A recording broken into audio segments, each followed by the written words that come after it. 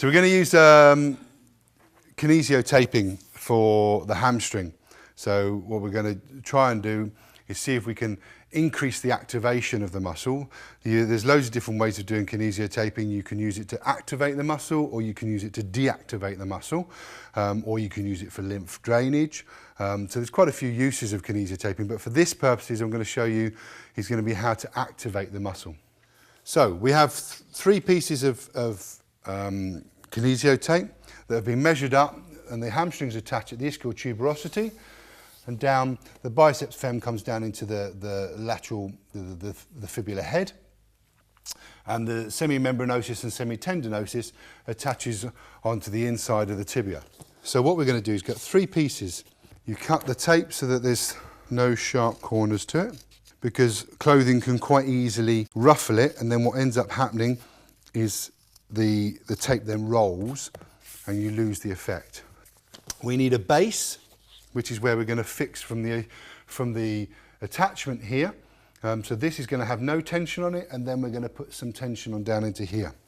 So at about a quarter of the way down, we're just going to put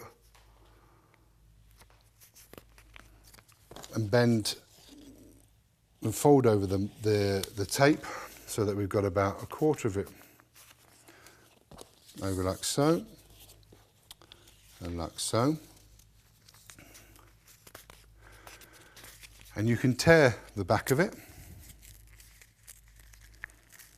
So this is all your prep, and the prep is obviously quite important when you're doing this particular kind of taping.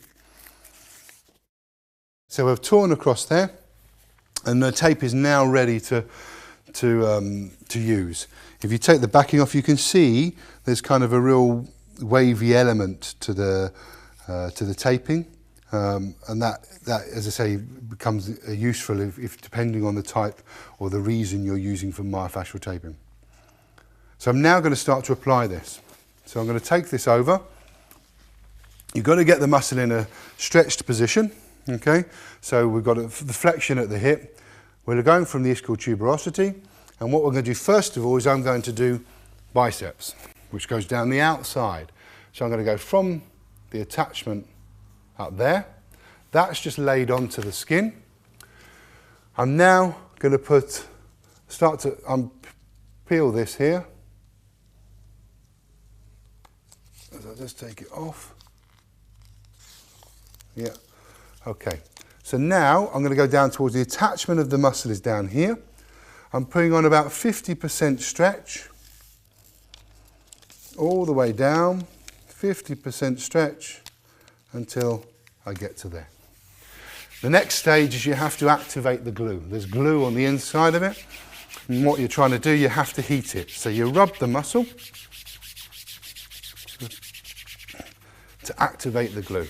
Make sure you don't go upwards when you get to here, because otherwise you could turn the corners up. And that's your first one. The second one we're now going to do for one of the medial hamstrings. So again, we're going to go from the ischial tuberosity with our base there, which has got no tension on it at all. We're then going to get the backing paper and take that off. And you can take it right down, and then we're going to put some tension on now. So we're going to go down right the way around to the medial part of the hamstring now, or where it attaches. So I'm going to come down, I'm going to come down and into here. That's where the hamstring attaches. So that could be for semimembranosus.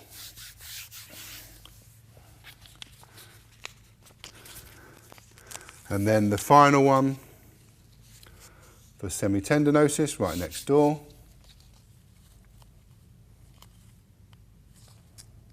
Again, you just got to get the backing paper off.